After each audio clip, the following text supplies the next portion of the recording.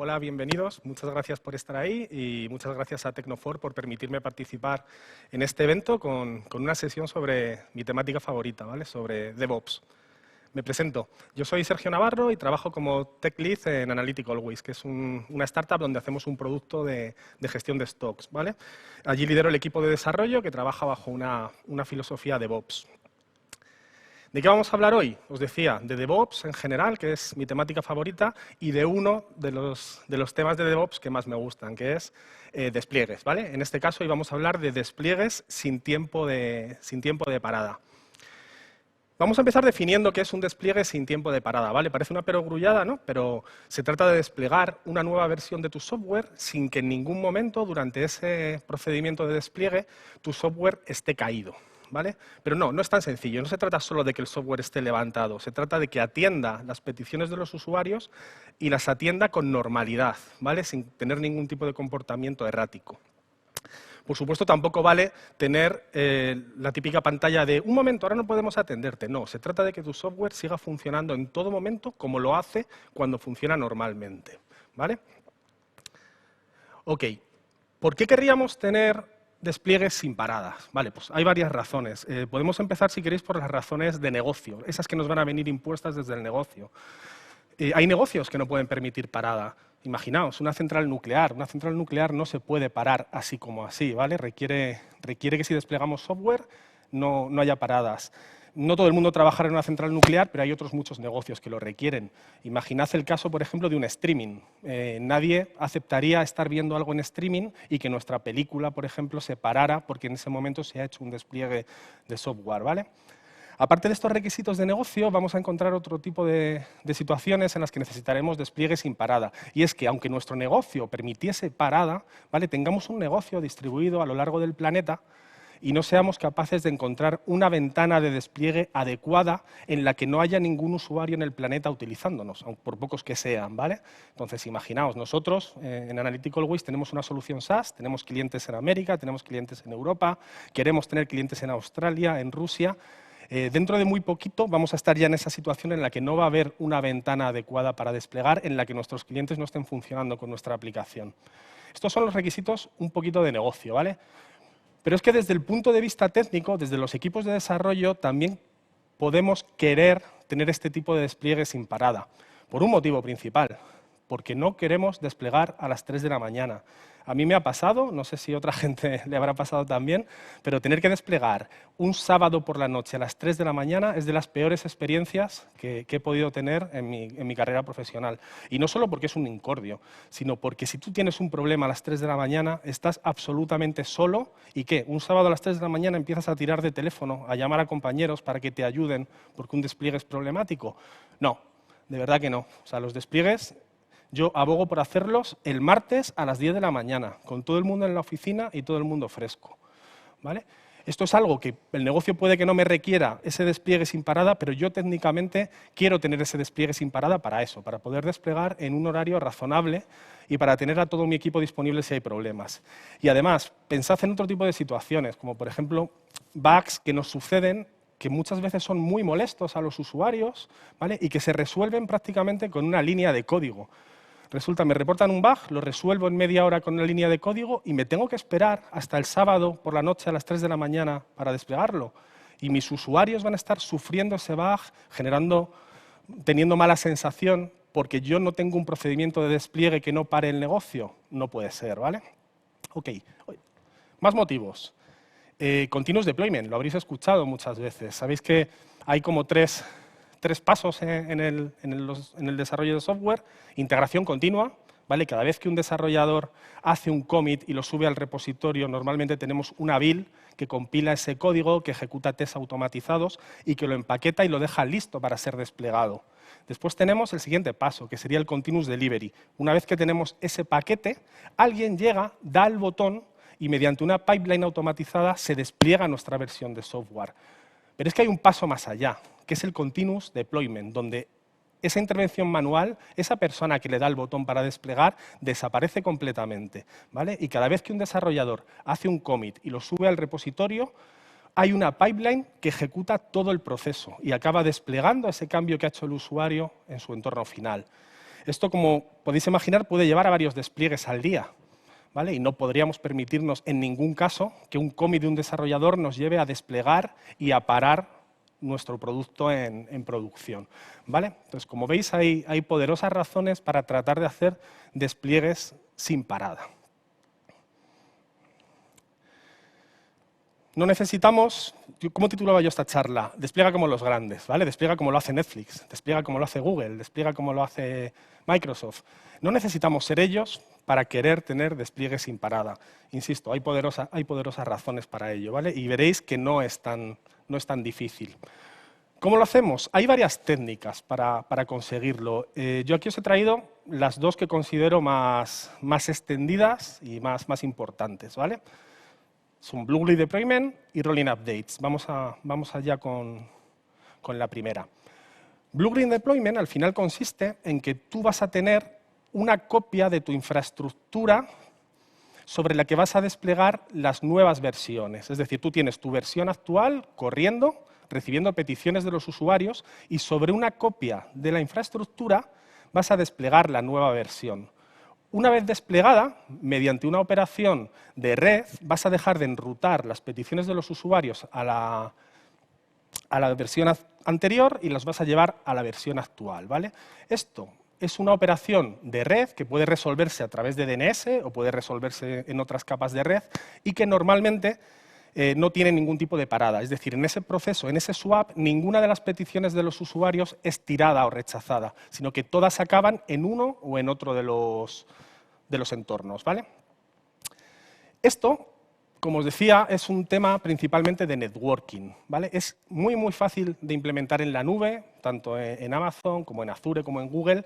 Tenéis servicios que os van a permitir hacer este tipo de swaps sin perder ninguna petición. Y no solo si estáis en la nube, ¿vale? Si estáis en on-premises, también hay muchas opciones para realizar este tipo de despliegue.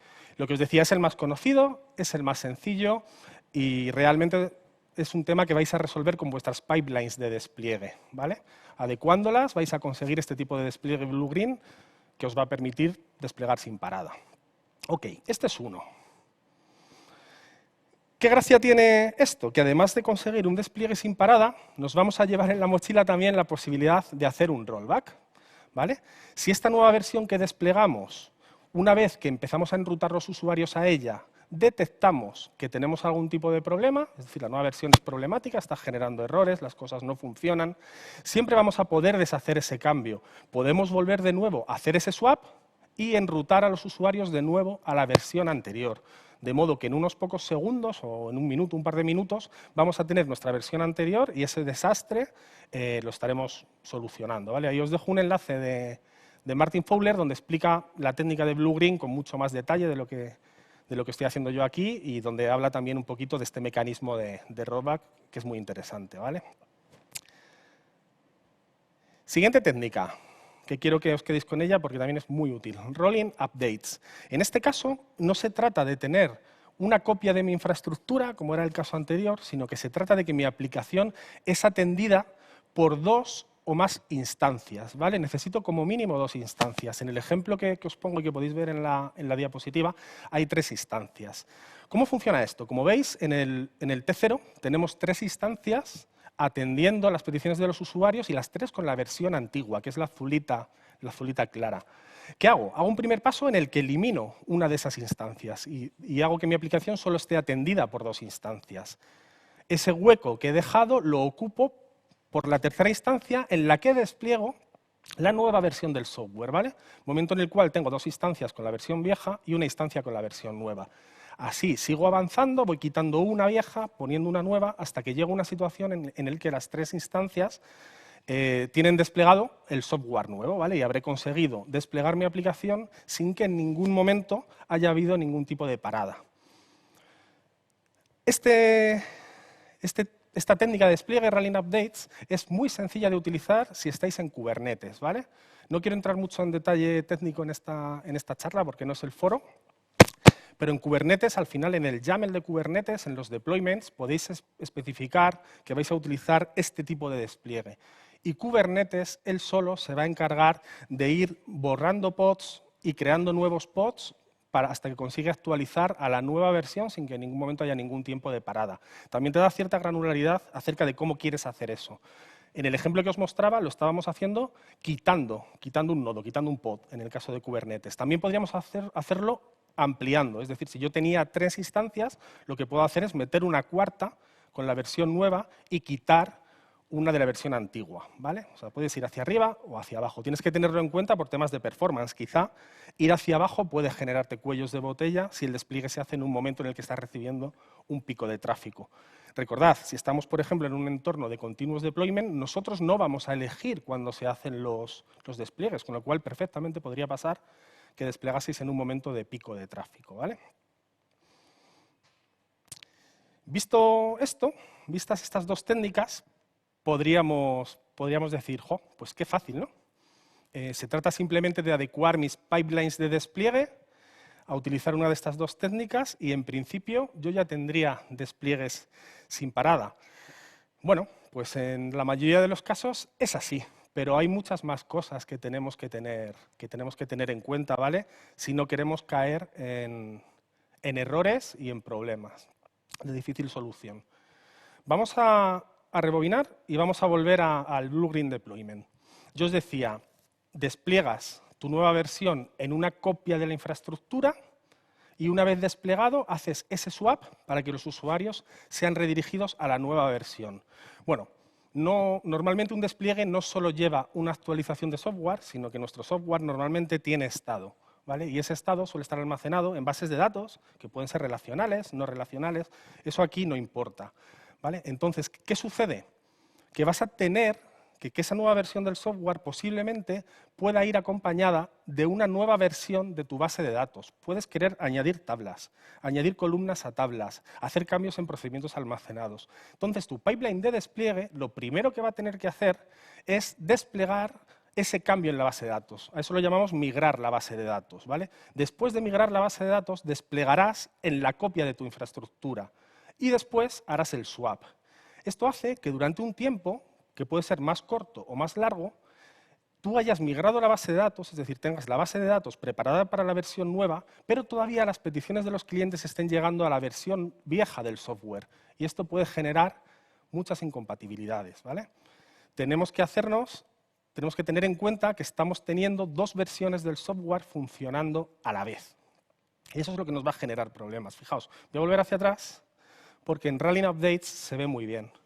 En Rolling Updates, si vais en los pasos de en medio, ¿vale? Hay momentos del tiempo en el que yo tengo dos instancias con la versión vieja funcionando y una instancia con la versión nueva.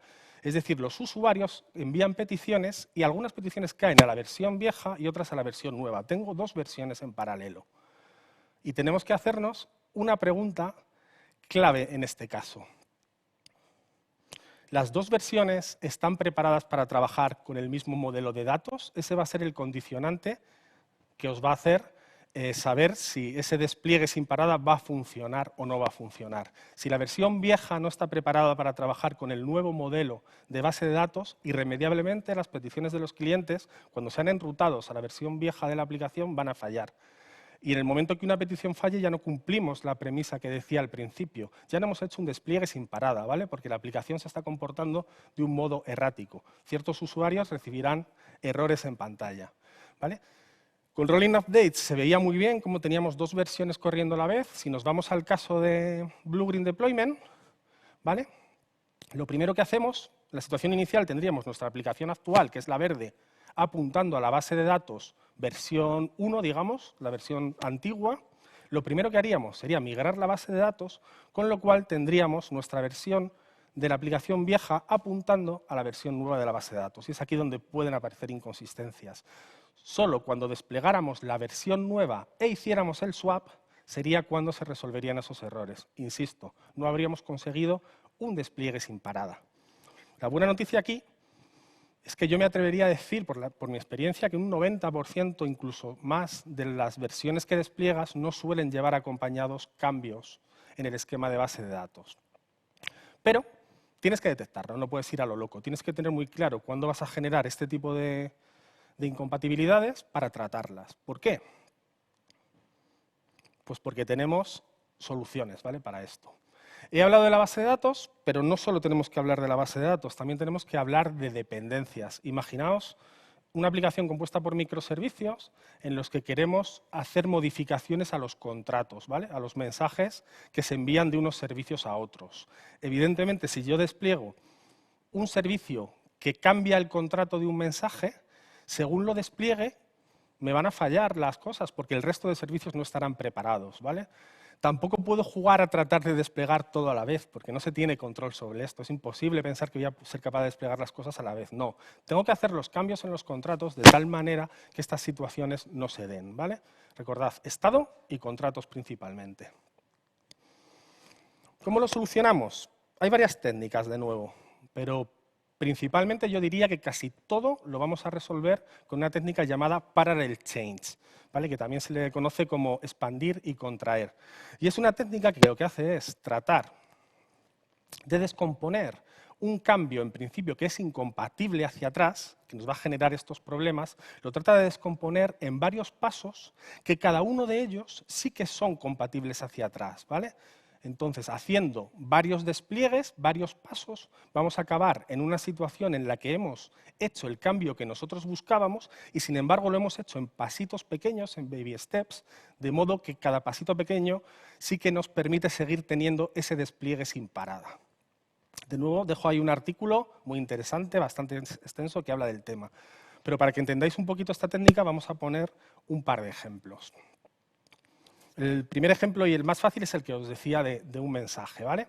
Imaginaos que un servicio, un microservicio, queremos desplegar una nueva versión del mismo y lo que queremos hacer es que un mensaje que envía cambie su formato. Bueno, pues eso no lo podemos hacer directamente, como os comentaba. Vamos a tener que hacerlo en varios pasos. ¿Cuál sería el primer paso? Bueno, el primer paso es sencillo. En vez de desplegar al que envía, lo que vamos a hacer es desplegar una versión del que recibe que acepte los dos formatos, el formato viejo y el formato nuevo. Una vez hecho este despliegue, ahí no vamos a tener ninguna parada, porque esta nueva versión va a ser capaz de recibir los dos formatos, ¿vale? Una vez que hagamos este primer despliegue, ya podemos desplegar la versión del servicio que envía y este va a empezar a enviar la versión 2. Ahí no va a haber ningún problema tampoco, puesto que ya habíamos desplegado previamente el receptor con capacidad de recibir la versión 2.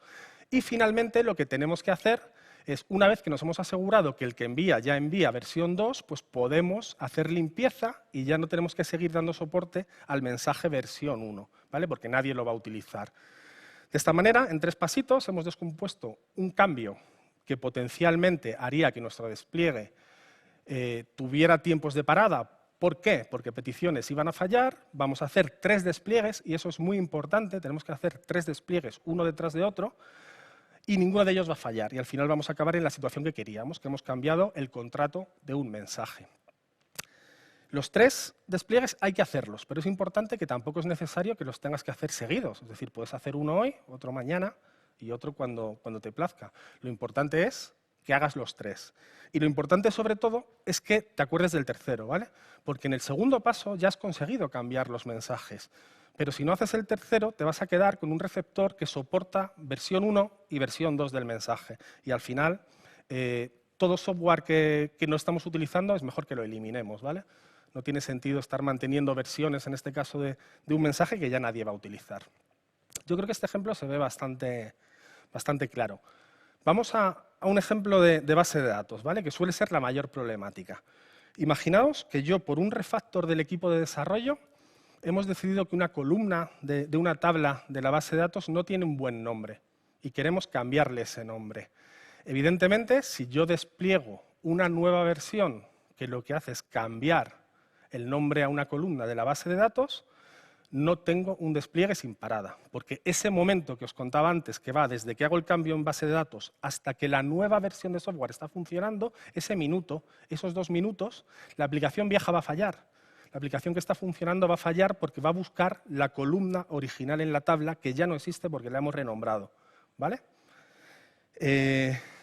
Tengo una versión más larga de esta charla donde todo esto lo hago con demos para que veáis cómo fallan las cosas, cómo es el código que acompaña, pero bueno, aquí no había tiempo. Os dejaré al final de la charla un enlace para un vídeo donde podréis ver todo esto de modo más extendido y si queréis entrar en detalle podréis verlo, ¿vale? ¿Cómo vamos a descomponer este cambio de nombre de la columna de base de datos? Bueno, pues es sencillo. En vez de cambiar de nombre esa columna, lo primero que vamos a hacer es desplegar una nueva versión de software que añade una columna nueva.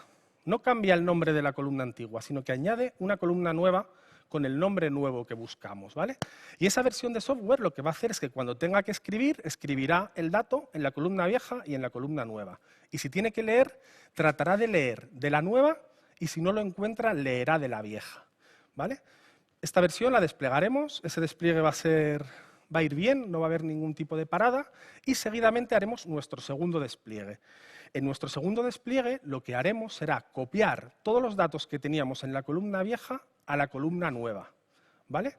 Y lo acompañaremos de un software que ya solo trabaja con la columna nueva. En este momento, en el segundo paso, ya efectivamente tendremos al software trabajando con la columna nueva de base de datos que tiene el nombre que nosotros queríamos, ¿vale? Y de nuevo nos queda, y por favor no lo olvidéis, nos queda el paso de limpieza. No podemos dejarnos en la base de datos tablas con columnas que ya nadie usa, ¿vale? Por favor, hacedlo. Yo lo que recomiendo es que en vuestro sistema de gestión de tareas anotéis que tenéis que hacer estos terceros despliegues que hagan la limpieza y eliminen en este caso la columna con el nombre viejo que ya no se está utilizando, ¿vale? Eso es muy importante. Vale, todo esto está muy bien, pero todo esto requiere bastante madurez del equipo de desarrollo.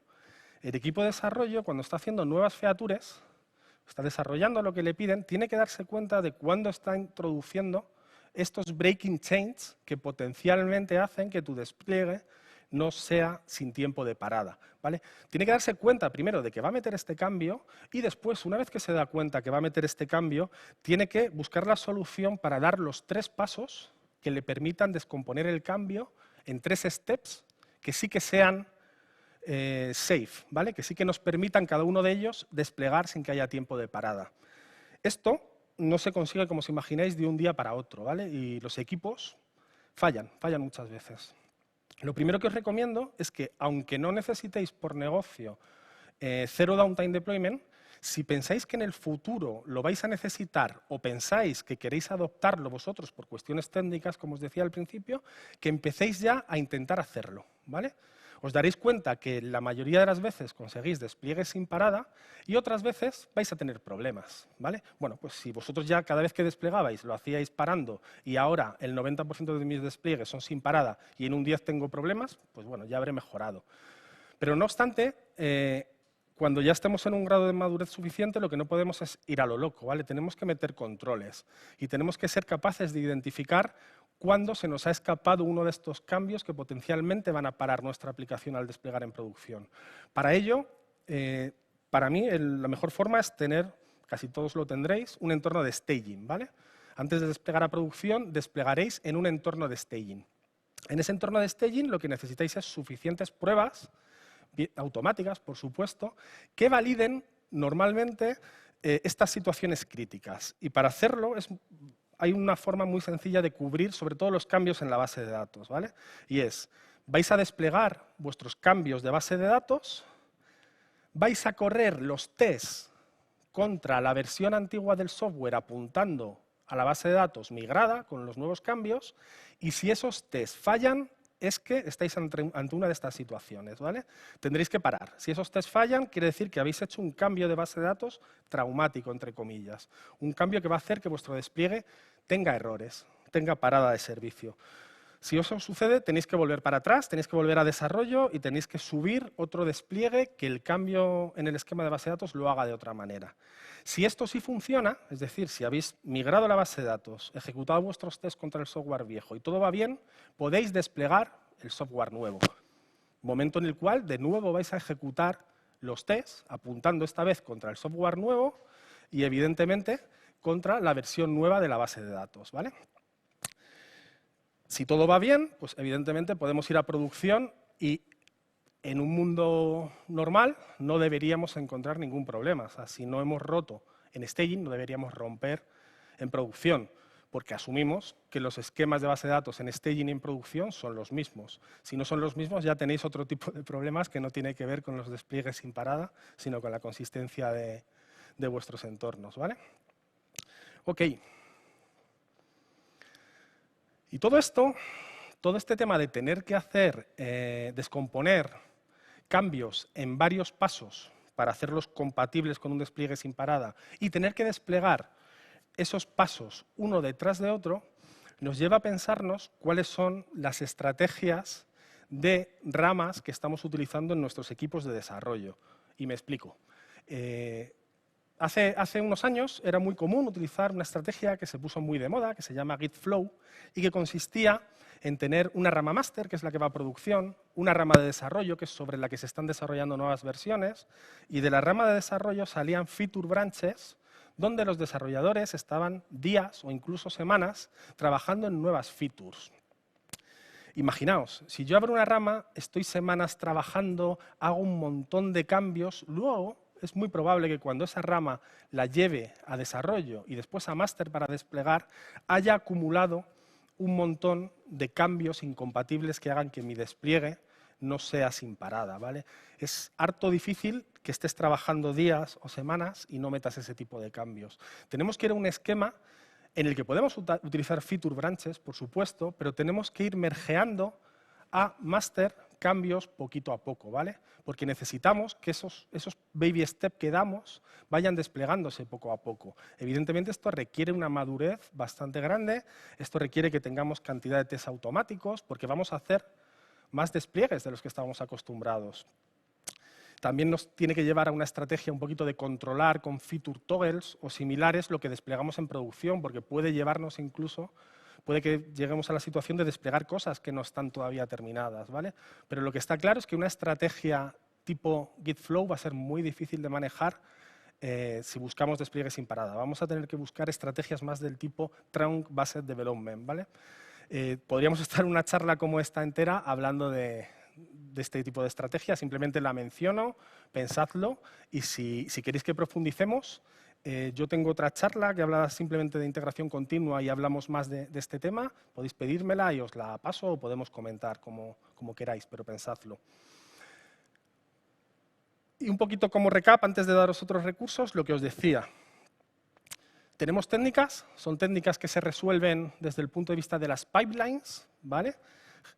Pero tenemos también una serie de obstáculos que tenemos que saltar y esos obstáculos solo se pueden resolver desde el punto de vista del equipo de desarrollo y de los desarrolladores que introducen cambios en el software, ¿vale?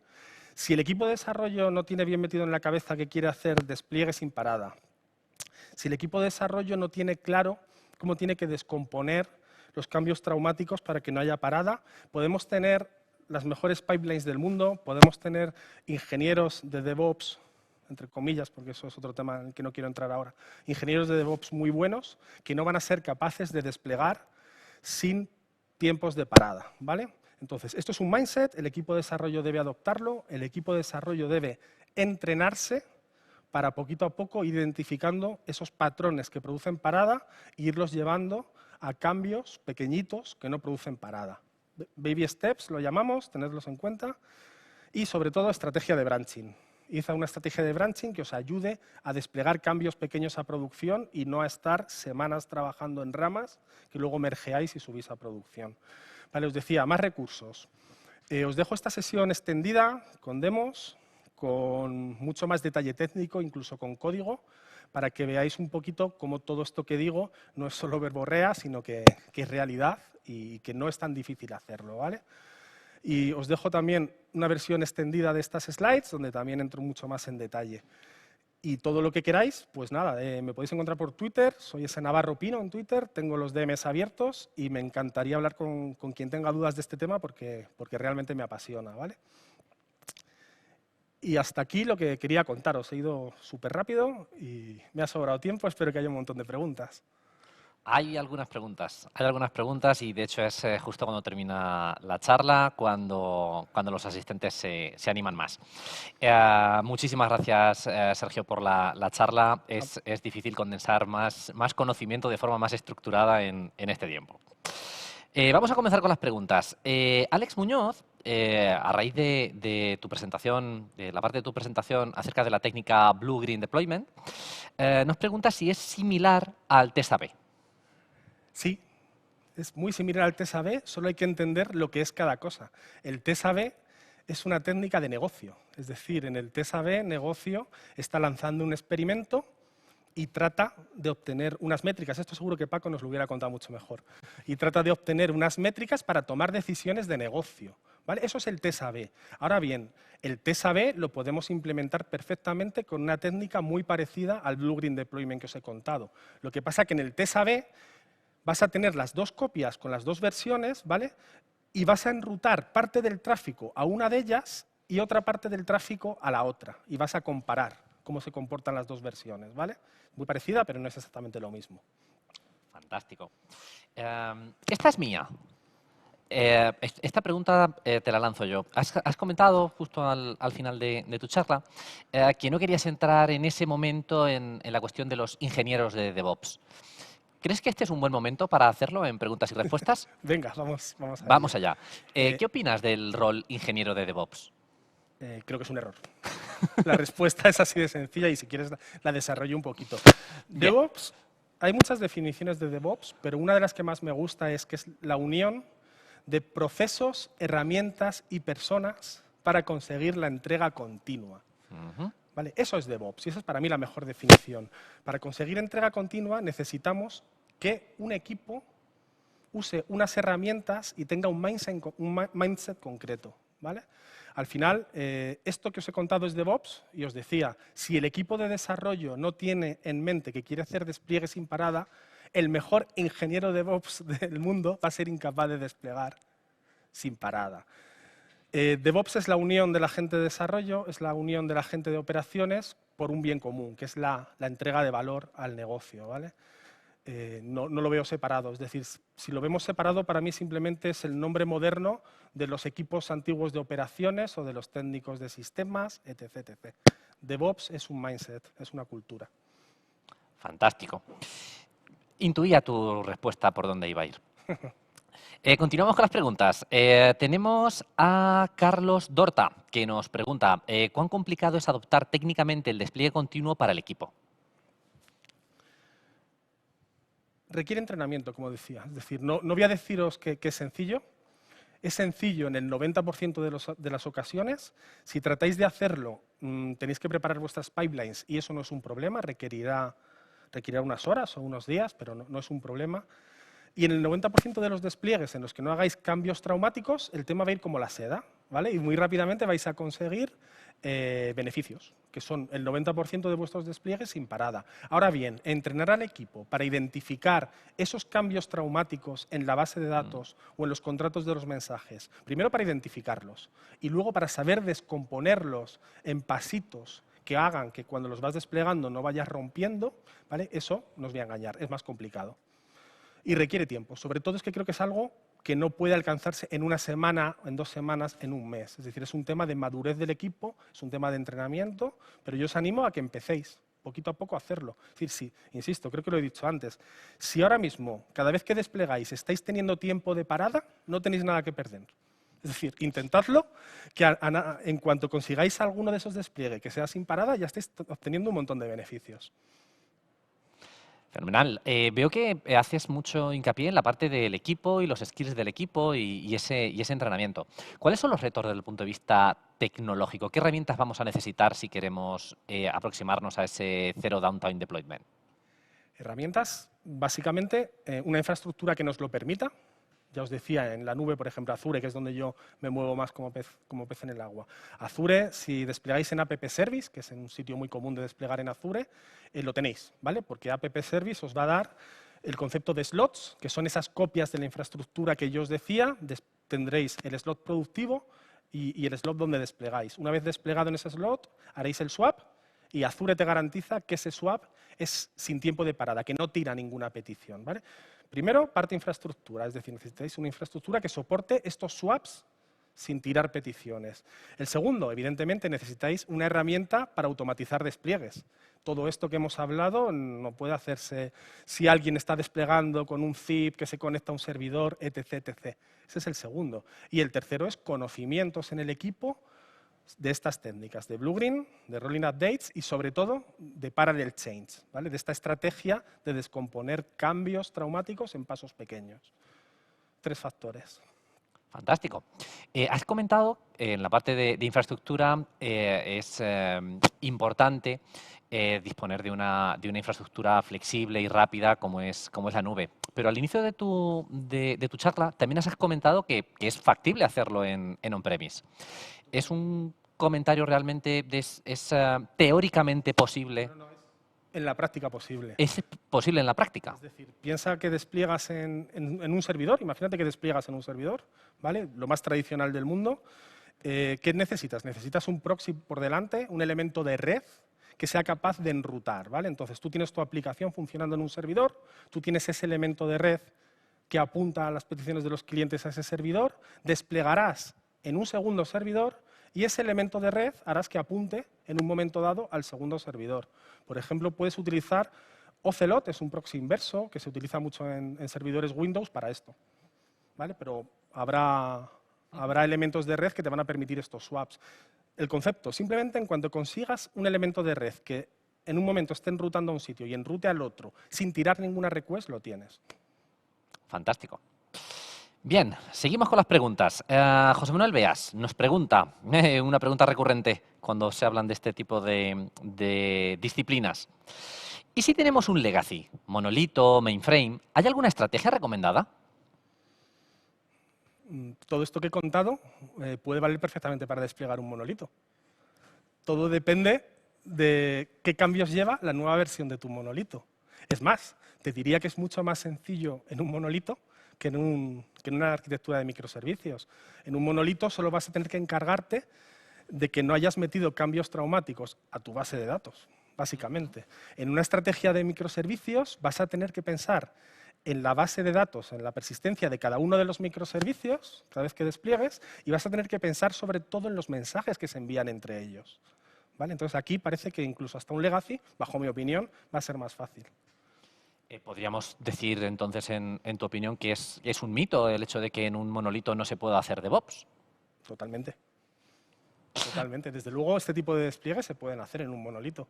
De hecho, es que bueno, yo tampoco asociaría, se va un poquito del tema, ¿no? Pero el monolito no lo asociaría con legacy para nada. Es decir, propondría un monolito hoy en día según qué aplicación fuera a hacer. Es decir, no veo por qué un monolito es malo y tenemos que ir todos a microservicios o por qué un monolito es legacy. El Tech Management Day es un evento que se ha caracterizado siempre por ser políticamente incorrecto. Parece que hoy todo va de microservicios, así que me interesa muchísimo que nos comentes por qué propondrías un monolito hoy. ¿Qué te haría proponerlo? ¿En qué contextos y qué entornos crees que sería más factible un monolito?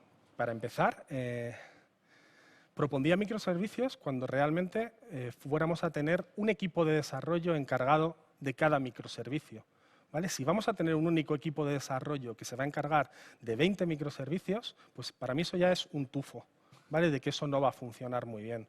Por otro lado, valoraría muchísimo las skills y la madurez de tu equipo de desarrollo. Un sistema distribuido, ya no hablo de microservicios, un sistema distribuido es bastante más difícil, más complejo que un monolito. Eso es impepinable.